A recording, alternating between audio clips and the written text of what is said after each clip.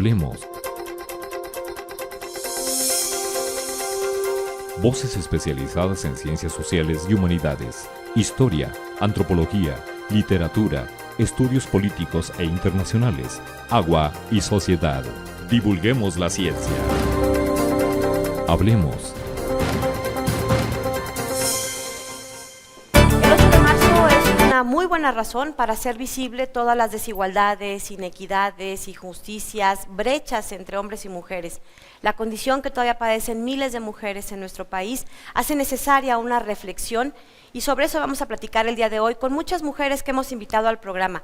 Quédense con nosotros, vamos a hablar justamente en torno a esta fecha que se conmemora en el mes de marzo, el Día Internacional de la Mujer. Bienvenidas, comenzamos.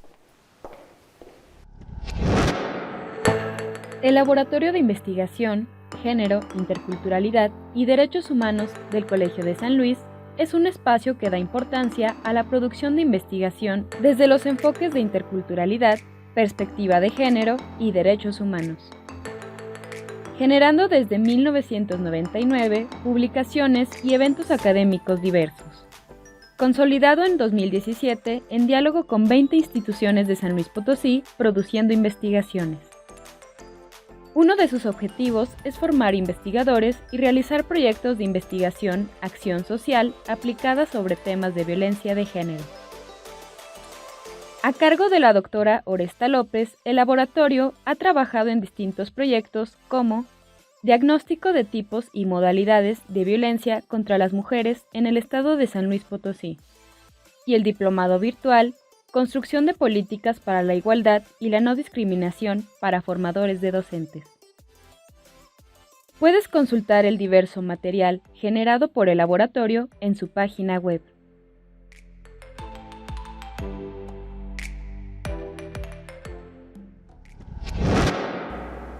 ¿Qué tal? ¿Cómo están? Bienvenidos a este espacio desde el Colegio de San Luis. Nos da mucho gusto que nos estén acompañando.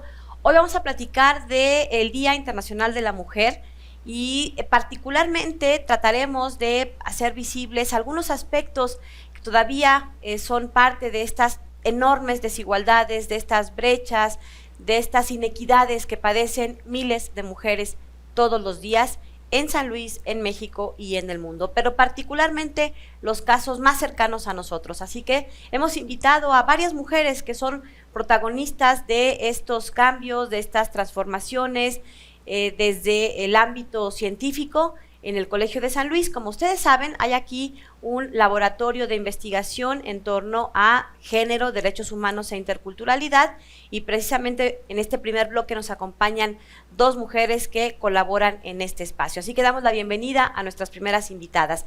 Nos acompañan Mariana Juárez y Vanessa Guzmán. Mariana, ¿cómo estás?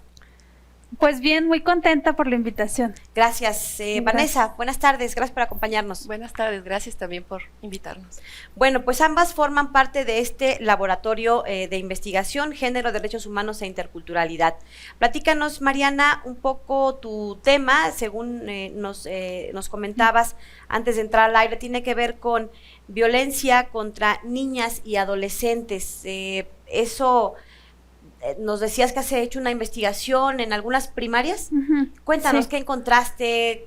¿Qué decirle a la gente? ¿Qué informarle en torno a esto? Sí, bueno, estuvimos trabajando con algunas compañeras y yo hace 2 años en 6 primarias de Soledad con niñas y con niños, y realizamos primero un diagnóstico para conocer cómo estaban en el tema de las violencias, y bueno, con los resultados pues para nosotros fue alarmante que más del 40% de los niños y niñas sufren violencia principalmente física por parte de papá o de mamá.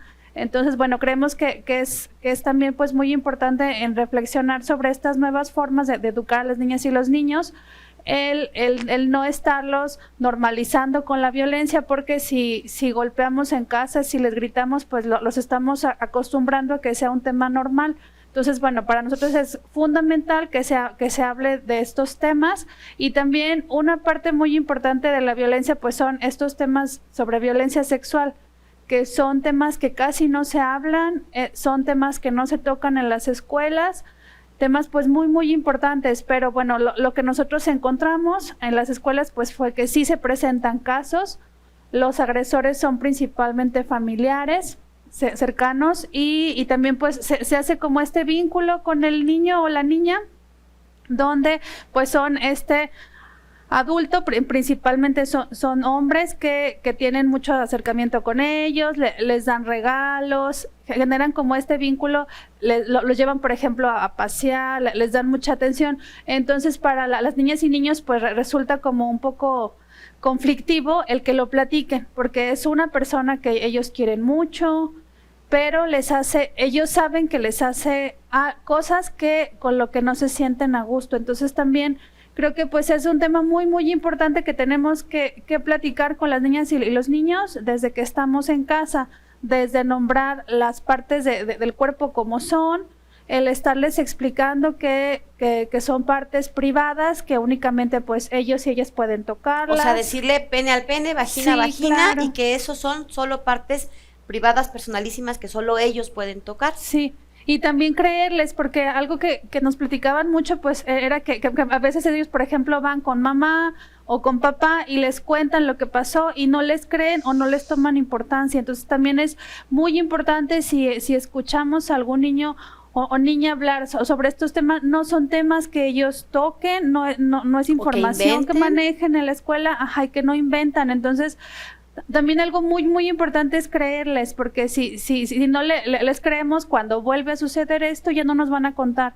Y si cerramos como esta oportunidad. Entonces creo que también es muy importante el darles confianza, el que se sientan ellos amados, escucharles, y estarles enfatizando mucho que no es normal que recibamos golpes, que recibamos insultos y que pues como quitar esta normalización que casi siempre hacemos. Y también y por ejemplo en los programas y todo vemos como algo normal el insultar, el dar golpes, todo eso, pues también son temas que son muy importantes estar tocando. Esta violencia, ¿cómo escala, cómo se manifiesta o qué ocurre con los adolescentes? Porque bueno, los niños son como un grupo particular. Uh-huh. Y ¿qué ocurre con los adolescentes? Por ejemplo, en el caso, por ejemplo, con las adolescentes, pues también es muy importante recordar si una adolescente tiene una relación con una persona mayor, porque también pasa mucho, a veces en la sociedad pues criticamos y juzgamos y responsabilizamos al adolescente. Recordar que en la adolescencia estamos en una etapa de cambios, en una etapa de búsquedas evolutiva, de búsqueda, apenas estamos madurando. Entonces, si se da esta relación, quien la está violentando es esta persona adulta que está abusando pues de que la adolescente apenas está en etapa de crecimiento. Entonces sí es muy importante el dejar de culpabilizar, y también si las chicas pues quieren, están como en esta búsqueda de qué se quieren poner, cómo se quieren vestir. Entonces sí es muy importante dejar de estar nosotros juzgando y criticando y el verlas como personas en crecimiento, personas en desarrollo. ¿Estos noviazgos violentos es cada vez más común? Pues creo que antes se presentaban, pero eran temas que no se hablaban. Entonces ahorita, como ya se habla más sobre estas violencias, pues ya se están visibilizando, que es un paso grande, pero todavía falta mucho. Y el darles mucha confianza a las adolescentes.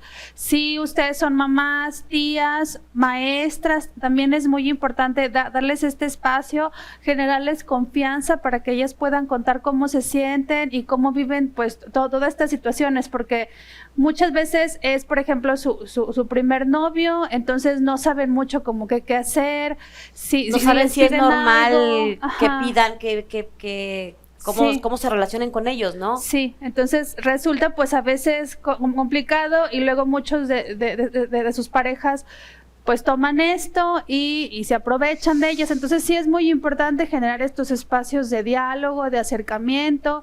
Si tenemos, bueno, cercanía con niñas y adolescentes, generarles pues mucho esta confianza para que puedan ellas expresarse y creerles. También si nos cuentan algo, pues sí es muy importante creerles. ¿Cuáles son algunas de estas manifestaciones, por ejemplo, de violencia en el noviazgo, que a lo mejor de tanto verlo les parece normal, pero que no es así?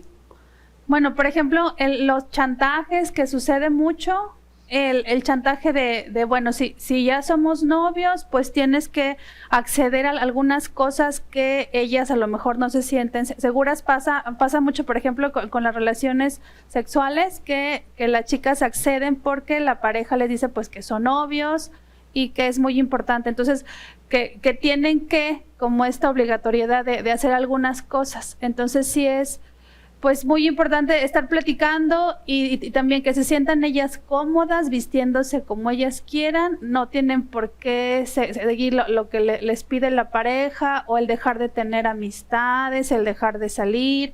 Entonces, ir tratando, bueno, hablando con ellas sobre estos temas para que las relaciones violentas y si ellas se dan cuenta que están viviendo una relación violenta, que lo puedan detectar, porque luego lo normalizan tanto que ya es muy difícil que se detecte.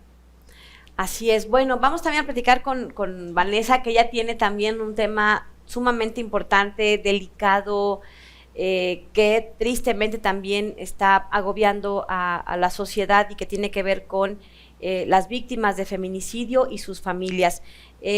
Vamos a ir a una pausa y regresamos para platicar con nuestras invitadas de hoy. Mariana, ¿qué les dirías a las chicas en el marco de este llamado mes de la mujer, de este mes de marzo, que bueno, pues sí está bien, digamos, que nos tomemos ese tiempo en el calendario porque hacemos visibles muchas cosas? ¿Qué harías visible tú como un mensaje así breve antes de irnos a la pausa? Pues creo que es muy importante visibilizar que las niñas y las adolescentes viven violencia y que están muy solas. La Secretaría de Educación no está haciendo nada, no hay programas que se esté trabajando estos temas. Entonces creo que es muy importante visibilizar, y el ser niñas y el ser adolescentes las hace mucho más vulnerables a ciertas violencias, la violencia sexual parte de ellas. Entonces son temas que tenemos que trabajar. Vamos a ir a una pausa y regresamos para seguir platicando con nuestras invitadas del día de hoy. Es una primera parte, vamos a tener más adelante otros temas y otras expertas en ello. Hacemos la pausa. Les recuerdo que este programa se estrena hoy martes aquí a través de 9TV, a quien agradecemos todas las facilidades para la producción, y ya mañana miércoles está disponible a través del canal de YouTube del Colegio de San Luis. Continuamos.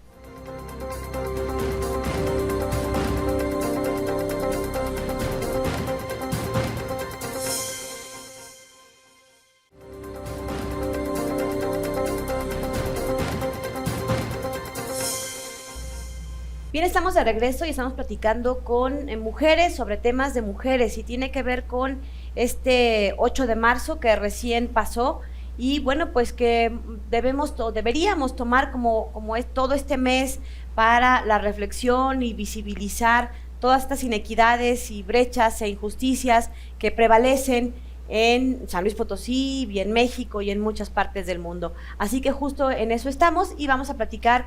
Ya comentábamos hace algunos momentos el tema de la violencia contra niñas y adolescentes, y ahora vamos a platicar con Vanessa Guzmán sobre el tema de las víctimas de feminicidio y sus familias. Vanessa, gracias por acompañarnos. Cuéntanos cómo debería ser este acompañamiento, por qué necesitan un acompañamiento, que aunque bueno, creo que esta pregunta hasta sale sobrando, ¿no? Porque quien vive esta tragedia de perder a un familiar víctima de feminicidio de por sí ya tiene muchísimas implicaciones. ¿Cómo deberíamos acompañar o qué se debe hacer? Bueno, primero quisiera comentar, a lo mejor comenzar conectándolo con lo que habló ahora Mariana, respecto a que la violencia hacia las mujeres, ¿no? Contra las mujeres, pues va escalando, y muchas veces comienza justamente, ¿no? en los primeros noviazgos. Cuando son niñas y cuando se vuelven adolescentes, bueno, y ahí va. Sí, las mujeres pues sabemos, ¿no? Que vivimos violencias desde niñas, diferentes tipos de violencias, y pues para llegar al feminicidio, ¿no? Justamente pues es la violencia más extrema, ¿no? Que puede ejercerse sobre las mujeres, y que pues justamente, ¿no? Nos priva de la vida, las priva de la vida de las mujeres, y tiene un impacto pues no solamente en ese sentido, ¿no? Sino en todas las personas que están alrededor de de las mujeres que son asesinadas, ¿no? Por razones de género, hay que decirlo también, ¿no? El feminicidio es una forma en la que las mujeres son privadas de la vida por el hecho de ser mujeres, ¿no? Que esa es como la definición que por la que debíamos haber empezado. Eso es un feminicidio, a quienes pierden la vida, a quienes son asesinadas por su condición de mujer.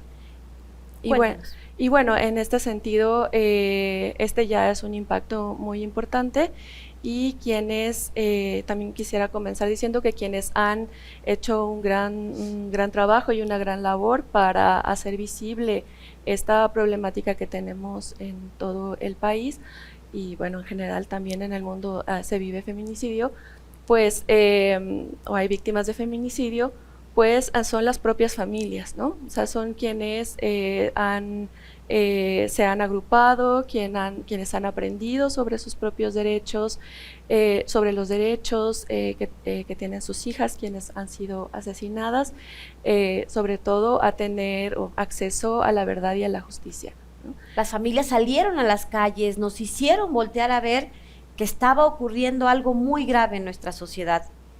Bueno, son sobre todo las mujeres, ¿no? Las madres que han perdido a sus hijas en estas circunstancias, quienes se han organizado, como decía, no han aprendido, han enseñado también a otras mujeres u otras familias a cuáles son los caminos para lograr este largo camino.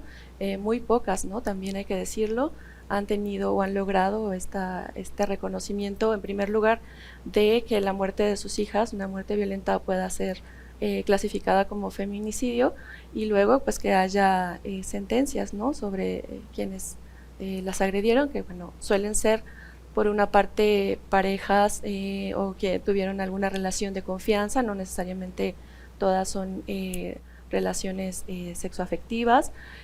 También son personas desconocidas, ¿no? También se ha señalado al crimen organizado, ¿no?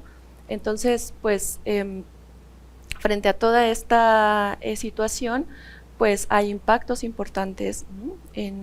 Hay que comprender que las madres, las hermanas, las hijas, ¿no? Hay mujeres que han dejado ahí pequeñas y pequeños en orfandad, y pues que tienen un impacto emocional, ¿no? Están pasando por un duelo que es complejo, porque al mismo tiempo tienen que estar justamente en esta lucha por la justicia para sus hijas, y esto pues lo vuelve también más complicado, ¿no?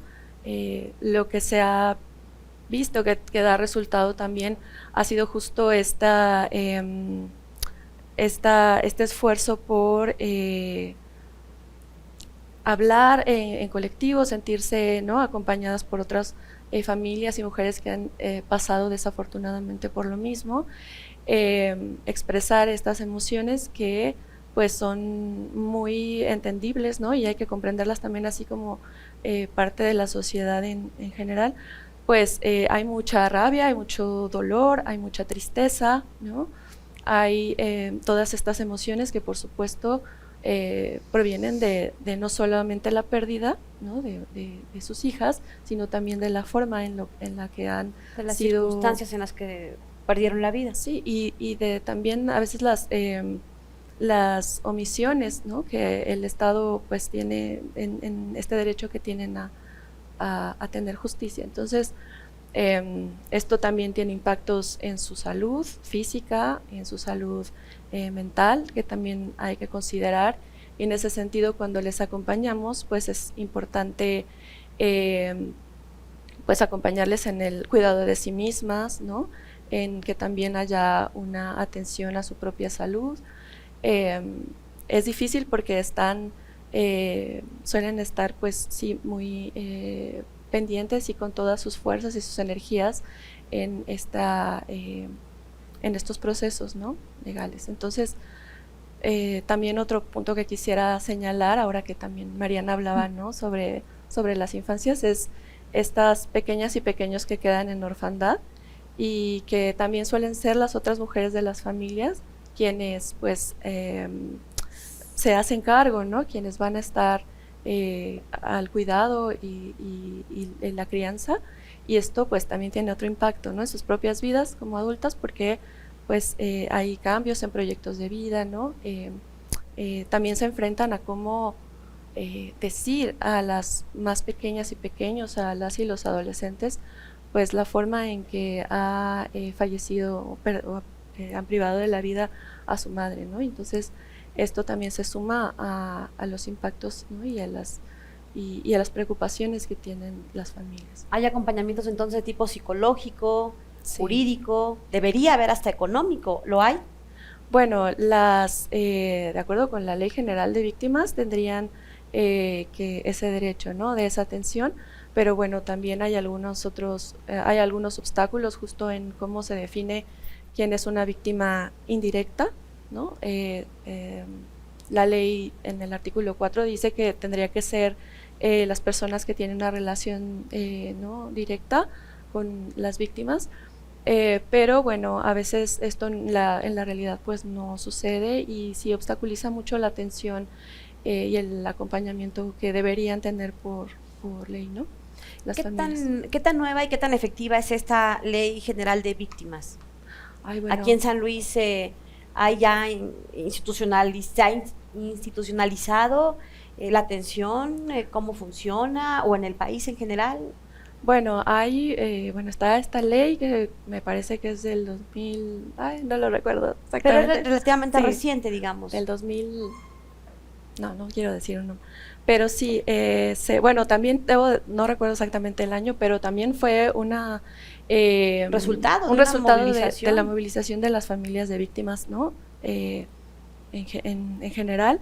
Y bueno, aquí en el estado pues está la Comisión Ejecutiva de Atención a Víctimas, que debería, ¿no? estar haciendo esa labor del acompañamiento y de informar de cuáles son todos estos derechos y el acceso que deberían de tener a la atención, ¿no? Pero pues por ejemplo, ahora el Observatorio Ciudadano Nacional del Feminicidio acaba de publicar un estudio justo que pues da cuenta de que a nivel nacional son muy poquitas las personas que han tenido realmente el acceso a este tipo de atención, ¿no? O sea, atención psicológica, médica, realmente son muy pocas, y de algunos estados ni siquiera sabemos, ¿no? Cuántas personas. Esa información no existe, pues, ¿no? ¿Dónde está? ¿Cuál es lo más grave que te ha tocado a ti en estos casos? Y evidentemente no mencionamos ni nombres ni situaciones específicas, pero en términos generales, ¿cuál dirías tú que es como lo que más urge atender o en acompañamiento a estas familias? Bueno, yo no me atrevería como a responder esa pregunta. Yo creo que eso tendrían que decirlo directamente las familias, porque son, ¿no? Y las personas, porque si bien ahorita estaba hablando de forma general, pues cada una ha tenido un impacto específico, distinto, diferente, y creo que eso también debería ser como algo a atender, ¿no? La especificidad en las familias, y que ellas mismas puedan decir claramente cuáles son lo que necesitan, ¿no? Y sí, eso. Estamos platicando con Vanessa Guzmán y con Mariana Juárez. Ambas son parte de este laboratorio que tiene el Colegio de San Luis, un laboratorio de investigación en torno a asuntos de género, derechos humanos e interculturalidad, y que, bueno, pues trabajan en diferentes líneas atendiendo cuestiones relativas a, en este caso, por ejemplo, violencia contra niñas y mujeres, y el acompañamiento a las familias víctimas de feminicidio. Bien, vamos a ir platicando sobre este tema en torno a la condición, situación de las mujeres en el marco de este Día Internacional de la Mujer, y por lo pronto queremos agradecer a nuestras primeras invitadas en el programa del día de hoy. Vanessa, muchas gracias por habernos acompañado. Gracias por la invitación. Mariana, gracias por haber aceptado este espacio. Bueno, vamos a una pausa y regresamos. Ellas se van, pero tenemos más invitadas para seguir platicando sobre el contexto de este 8 de marzo aquí en San Luis Potosí y en México. Continuamos. Cada año desde 1993, el Día Mundial del Agua crea conciencia y sugiere acciones para abordar la crisis mundial del agua, ya que según la Organización de las Naciones Unidas, actualmente 2.000 millones de personas viven sin acceso a agua potable. De acuerdo con datos del Banco Mundial, en México el promedio de agua por persona ha pasado de 10.000 metros cúbicos en 1960 a 4.000 en el año 2000. En el presente ronda los 3.2 mil metros cúbicos, estimándose que para 2030 la disponibilidad descienda por debajo de los 3.000 metros cúbicos por habitante al año. En México, principalmente en las regiones del centro del país, el consumo promedio de agua por persona es de 380 litros de agua al día. En el estado de San Luis Potosí hay 19 acuíferos, de los cuales 11 presentan sobreexplotación. El 75% de la población en la zona metropolitana de San Luis Potosí recibe agua del sistema de abasto subterráneo a través de 129 pozos y el 24% de la población restante es de fuentes superficiales como la presa de San José. Según el informe de la Organización Mundial de la Salud y ONU Agua, muestran que en muchos países es necesaria una aceleración para alcanzar el Objetivo de Desarrollo Sostenible 6 de las Naciones Unidas, agua y saneamiento para todos de aquí a 2030. Mientras que el 45% de los países están en vías de alcanzar sus metas nacionales de cobertura de agua potable, solo el 25% de los países están en camino de cumplir sus metas nacionales de saneamiento. 1.4 millones de personas mueren anualmente y 74 millones verán acortada su vida a causa de enfermedades relacionadas con el agua, el saneamiento y una higiene deficientes. Los últimos datos muestran que los gobiernos deben trabajar un promedio 4 veces más rápido para cumplir con el Objetivo de Desarrollo Sostenible 6 a tiempo. Pero esta no es una situación que pueda resolverse con un solo actor o grupo. El agua afecta a todos, por lo que se necesita que todos tomemos medidas.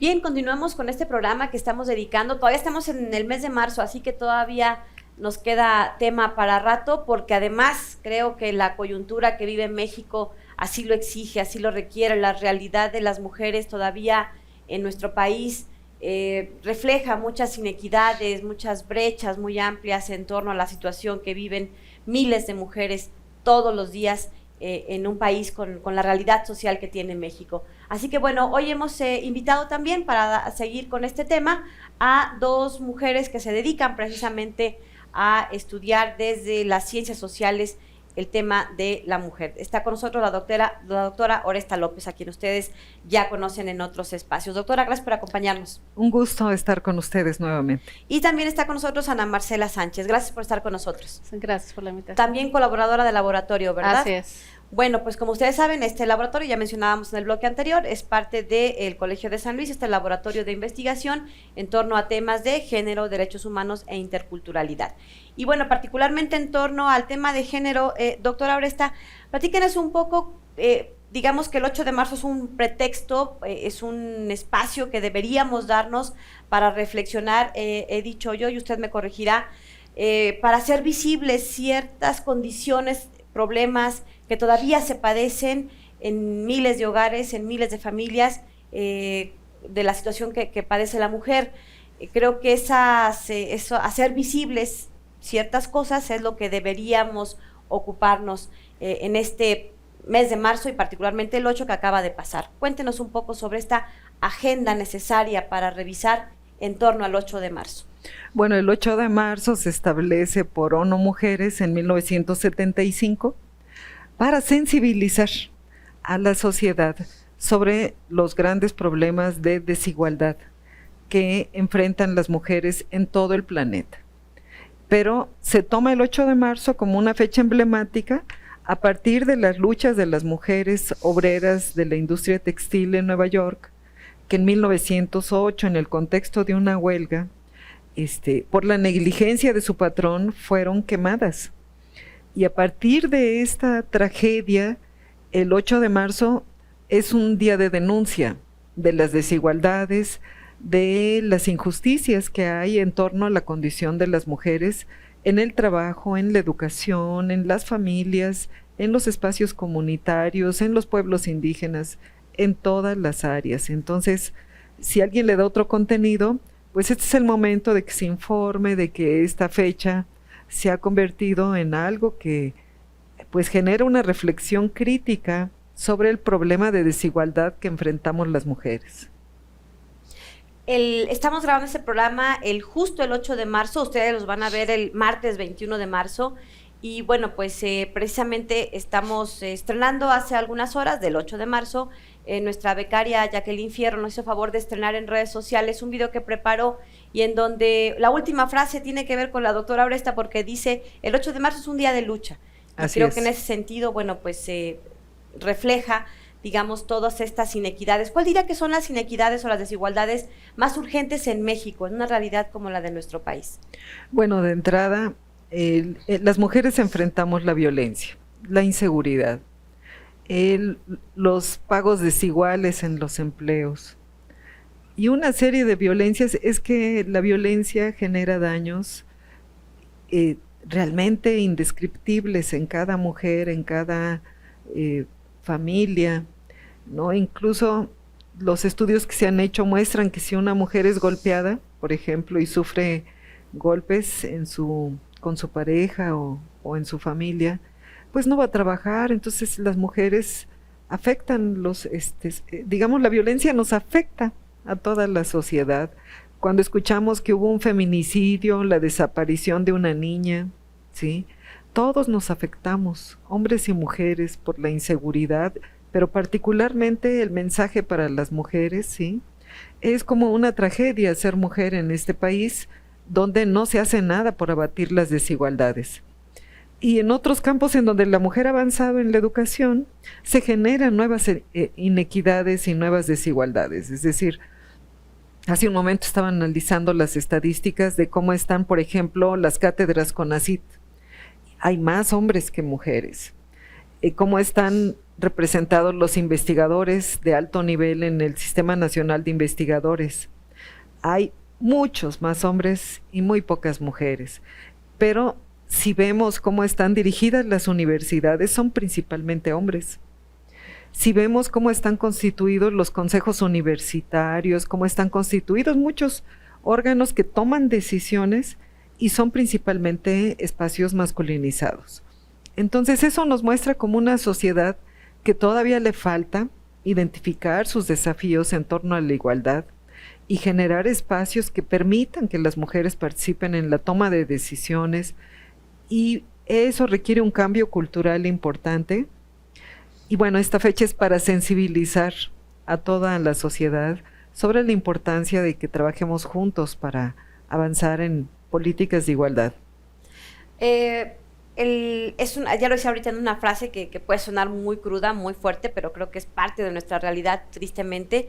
Es una tragedia ser mujer hoy en México, por todas estas cifras de violencia, más allá de las cifras, las tragedias personales que eso significa.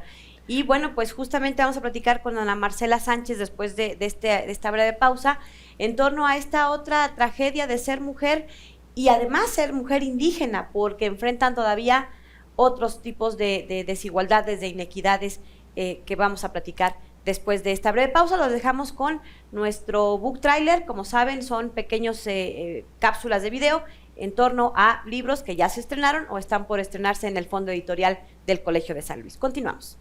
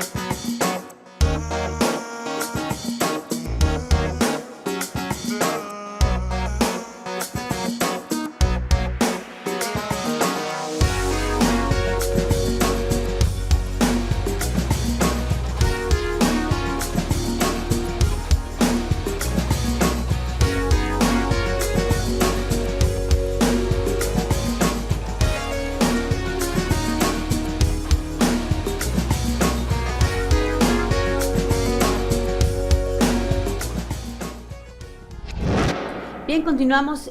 Ana Marcela Sánchez, colaboradora de este laboratorio de investigación en torno a asuntos de género, derechos humanos e interculturalidad. Cuéntanos, porque tú has estado de manera cercana en este tema de la participación de las mujeres indígenas. ¿Cuáles son esos mecanismos de participación y qué has revisado, qué demandan las mujeres indígenas? Sí, bueno, pues en particular yo comencé a acercarme al tema porque he coordinado algunas consultas indígenas y bueno, a partir de ahí yo comencé desde hacer un grupo de trabajo en donde hubieran muchas mujeres indígenas participando. Entonces, desde ahí empecé a conocer a mujeres que la verdad tienen una trayectoria importante, que son líderes en sus comunidades y que eso también les ha dado herramientas para que sus comunidades sean reconocidas y buscadas hasta para ser representantes de comunidades en ciertos temas, ¿no? Entonces, bueno, nos empezamos a acercar con esas experiencias y dentro de las experiencias en las consultas también nos hemos dado cuenta que aún, pues sí falta mucho camino por recorrer para que las mujeres indígenas sean escuchadas, tanto dentro de su comunidad como fuera de ella, ¿no? Las situaciones aún de desigualdad y de discriminación son fuertes, sí en la estructura comunitaria, pero también si lo consideramos frente a la sociedad en general no indígena y frente al Estado, ¿no? Entonces, bueno, aquí hemos hecho algunos esfuerzos para que las mujeres se animen a participar hasta en las consultas, que sean escuchadas, porque pues las tomas de decisiones en las comunidades a veces solo recaen en los hombres, ¿no? Entonces, estos espacios que son importantes, pues hemos procurado que las mujeres digan qué quieren, sin olvidar obviamente su pertenencia comunitaria ni el tema de la colectividad, pero que también las demandas de las mujeres indígenas se vuelvan una demanda de toda la comunidad, ¿no? ¿Y qué demandan? Pues, bueno, si pensamos dentro de la comunidad, pues el acceso, por ejemplo, a ser autoridades, a tener cargos dentro de la comunidad y no ser discriminadas ni presionadas, ¿no? Por su condición de mujer. Así es.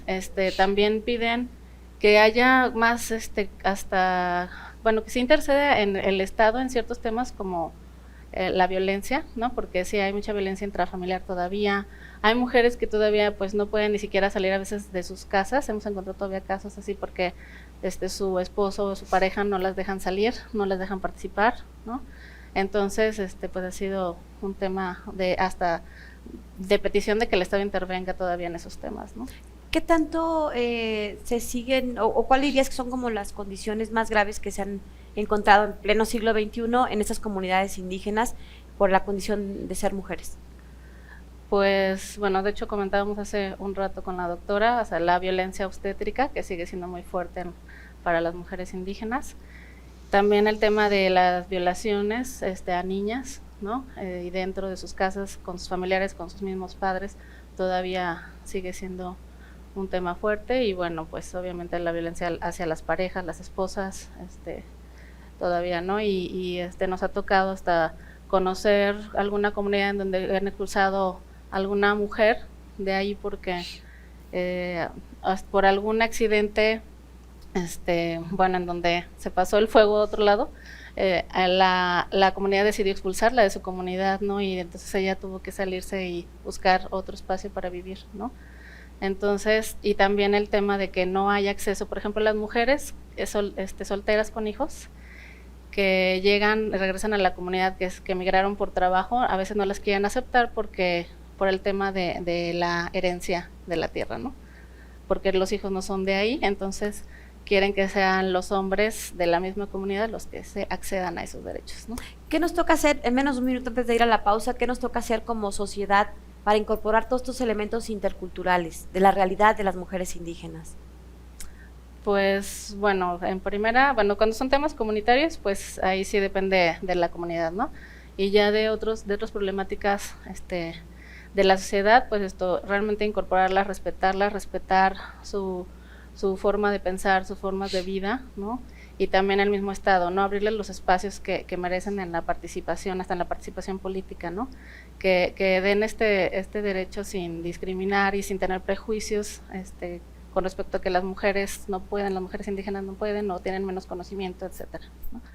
Bueno, pues lamentablemente el tiempo se nos está yendo. Ana Marcela, muchas gracias por haber estado con nosotros.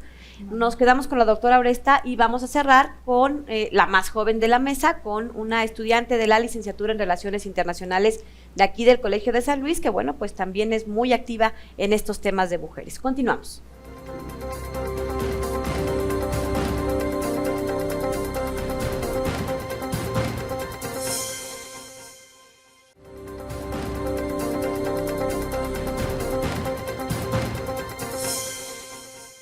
Bueno, pues ya para cerrar el programa tenemos a una nueva invitada que se incorpora acá a la charla, Regina Ramiro, estudiante de la licenciatura en Relaciones Internacionales. Bienvenida, gracias por acompañarnos. Hola, muchas gracias y pues muchas gracias también por abrir este espacio para nosotras como estudiantes de esta licenciatura y pues para las jóvenes que siempre tenemos algo que aportar.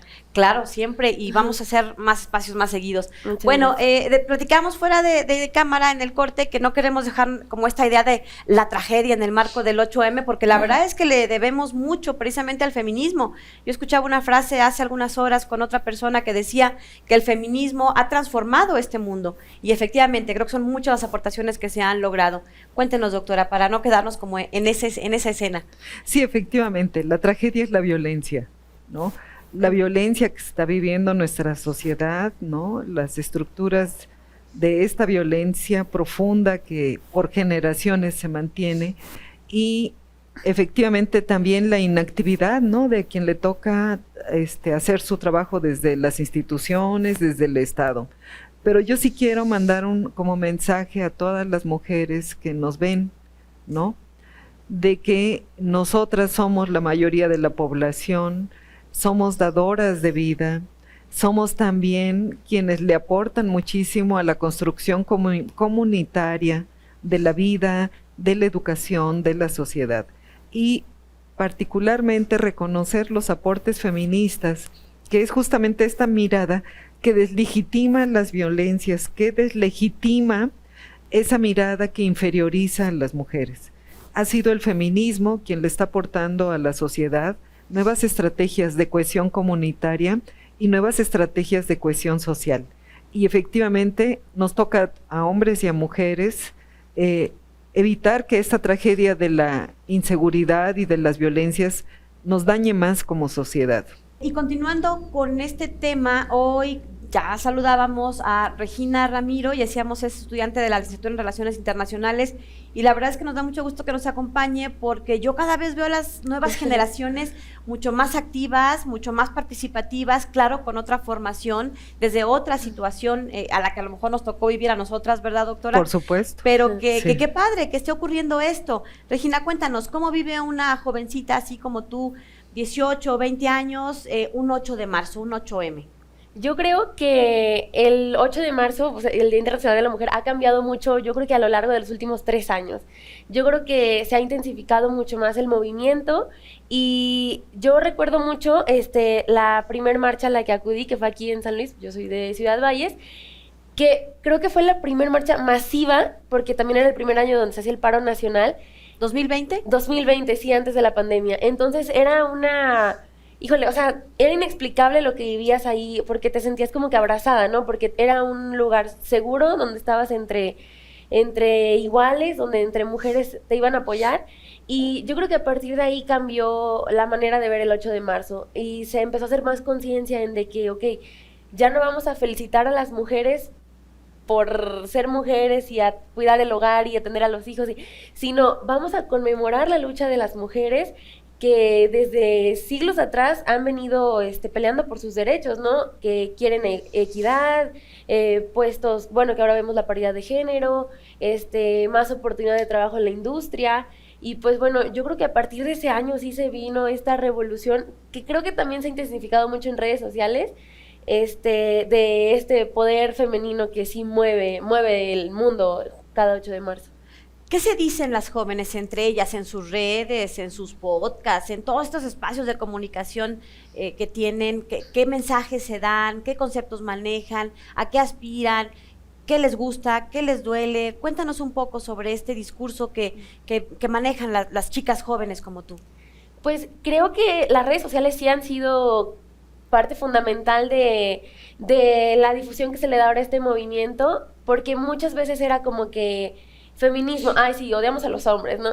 Y pues no todo es así, en parte puede ser, pero no es ya como no es que esa no es esa de visión, feminismo, ajá. ¿no? Del siglo pasado. Sí, claro. Entonces, en estos medios siempre tenemos como que la oportunidad de conocer experiencias. Tuve la oportunidad de platicar con una chica, la entrevisté para mi podcast, y ella me contaba la experiencia donde su mamá fue víctima de feminicidio. Era una chica de la Huasteca Potosina, donde su papá pues fue el feminicida. Y pues era una historia terrible que te sorprende mucho escuchar, porque dices como, bueno, en mi círculo no pasa eso, ¿no? O sea... Sí, claro, a veces tenemos estas posiciones de privilegio Sí, claro, en donde ajá. esas realidades no ocurren. No ocurren, o sea, dices como, bueno, ¿a quién le pasa, no? Pasa a todas las mujeres Claro. de cualquier clase social, cualquier nacionalidad y cualquier, sí, ¿no? O sea, todas estamos propensas a eso, tristemente, en nuestro país y en el mundo. Y pues yo creo que estos medios nos sirven bastante para conocer estas experiencias que muchas veces sí decimos como que vemos muy lejanas, y de esta manera también como acercarnos, ¿no? Sentirnos parte de... O sea, esta chica era la primera vez, cuando me lo platicó, era la primera vez que lo contaba al público, y me dijo, me da miedo, ¿verdad? Porque el asesino está libre, o sea, también sirve como una ventana para ver que la justicia no existe. Y también ella me decía como, híjole, o sea, es la primera vez que lo cuento, y la manera en la que las demás mujeres como que lo abrazan o me dicen, no estás sola, que sea justicia por tu mamá, que sea justicia por las que no pudieron contarlo, o sea, la manera en la que las redes sociales abrazan el movimiento es increíble. Claro, siempre está el lado negativo, ¿no? De que, por ejemplo, lo vemos con lo de las marchas, de, bueno, es que un destruir y no, o sea, ¿por qué no marcha pacíficamente? Pues no, o sea, creo que también algo que se ha hecho, se ha hablado mucho es hacer ruido. Se acaba de estrenar una película en Netflix que se llama Ruido, y yo creo que ese es el mensaje, ese es el verdadero mensaje, hacer ruido y llevar este movimiento o esta lucha más allá de lo que solo perciben las personas que dicen, bueno, solo destruyen, ¿no? Sino es como un actuar, o sea, y si es ir contracorriente, pues cada vez somos más, ¿no? Y vamos a quedar siendo nosotras la corriente, ¿no? O sea, es como... ¿Qué tanto todavía se enfrentan ustedes a cuestiones machistas o ya los chavos de tu generación ya no tanto, quizá en otros hombres, en otros varones cuando interactúan? ¿A qué se enfrentan las mujeres de tu edad? Por ejemplo, algo que pasa cada 8 de marzo es el famoso tendedero, donde pues exponen a los acosadores, desde profesores, compañeros, personal de las escuelas, y siempre está esta burla, ¿no? Siempre está esta burla de, ay, no, ya, no le digas ni bonita porque te van a quemar, que no sé qué. O sea, es como, a lo mejor falta mucho hacer conciencia, pero ya está ahí la oportunidad de que tú puedas hablar y tú expongas a tu acosador, tú expongas a quien te ha hecho daño, que ni siquiera, que él anda por la vida como si nada, ¿no? O sea, yo creo que sí, falta mucho por trabajar, creo, en los jóvenes y en las personas, en los padres de familia, pero sí siento que ha habido un gran avance, la verdad sí se ha visto. A mí me da mucho orgullo contar que mi papá entiende muy bien mi parte en este movimiento. Antes, recién empezó todo esto, recién me empecé yo a unir, sí era como, bueno, pero ¿por qué? O sea, me cuestionaba mucho, pero siempre llega el punto, bueno, creo que a varias de mis amigas también les ha pasado, de que llegas a tener esa conversación con tu papá y le dices, bueno, ¿y si fuera yo? ¿No quemarías todo? Y ahí les cambia el chip, ¿no? Ajá, y también creo que nos pasa a nosotras como mujeres, o sea, si fueran mis mejores amigas, si fuera mi hermana, destruyes todo, ¿no? O sea, pero sí, yo siento que falta mucho por trabajar, pero sin embargo sí se ha visto un gran cambio dentro de las conductas. Por ejemplo, ahora ya tienen miedo de acosarnos en la calle porque van a salir quemados en el tendedero. Y si nos van a tener miedo está bien, ya no nos van a hacer nada. O sea, pero son pues, pasos por lo que menos se están dando, sí. ¿no? Y yo creo que hay mucho más solidaridad ahora con toda esta información que tienen las chicas, las mujeres en general. Muchas gracias por habernos acompañado, se nos terminó el tiempo, pero prometemos invitarte a ti y a tus compañeras. Muchas gracias. Doctora, muchas gracias por habernos acompañado. Gracias, ¿Algo Lidia. más con lo que quiera cerrar? No, pues nada más decir que efectivamente el grupo de jóvenes de 15 años y más en este país es el que recibe más violencias, en las instituciones, en la comunidad. Y por eso es muy bueno que todas las chicas se organicen, hagan colectivas, se informen dónde poner una queja, que no se dejen al olvido de las violencias que les afectan, sino que ahora se posicionen en sus derechos, ¿no? Porque tenemos derecho a una vida libre de violencia, las niñas y las mujeres en este país. Muchas gracias. Regina, gracias. Muchísimas gracias por la invitación. Bueno, pues ya nos vamos. Gracias a ustedes que nos acompañaron en este programa dedicado, todavía estamos en marzo, así que bueno, pues dedicado a este tema del Día Internacional de la Mujer. Y bueno, pues los invitamos para que nos sigan a través de redes sociales. Yo quiero enviar un saludo a un grupo de mujeres policías que conocí esta mañana y que la verdad son admirables. Ya tendremos oportunidad de precisar ahí los datos, se me quedaron en la otra tarjeta, y a una magistrada que también nos sigue todos los días, que también le mandamos un saludo porque son seguidoras de este programa. Gracias, soy Lidia Huache, pásela bien, hasta la próxima. El Colegio de San Luis te invita a los eventos y actividades que se llevarán a cabo durante los próximos días. Se realizará la presentación editorial Los múltiples rostros de la ciudadanía, multiculturalidad, representación política y poder local, el 21 de marzo a las 12 horas en el aula magna del Colsan. Se encuentra abierta la convocatoria del primer coloquio de literatura potosina, a realizarse el 29 y 30 de junio. Consulta las bases en nuestro Facebook. Tienes hasta el 19 de abril de 2023 para enviar los documentos solicitados. Se llevarán a cabo las jornadas Mujeres que escriben historia, un acercamiento a temas, metodologías y experiencias en el quehacer histórico, el 23 y 24 de marzo en la Sala Miguel Caldera del Colsan. Consulta el programa completo en nuestra página web. El Laboratorio de Investigación, Género, Interculturalidad y Derechos Humanos del Colsan se encuentra realizando la jornada académica para el fortalecimiento de estrategias comunitarias para la igualdad y no discriminación en las escuelas normales, de enero a marzo 2023. Consulta las bases y contenidos en nuestra página de Facebook. ¿Quieres estudiar un posgrado con beca CONACYT? El Colegio de San Luis tiene abiertas las convocatorias de maestría en Historia, maestría en Gestión Sustentable del Agua y doctorado en Ciencias Sociales. Conoce las bases en nuestras redes sociales y página web. Consulta los detalles de este y otros eventos a través de nuestra página web www.colsan.edu.mx y síguenos también en nuestras redes sociales.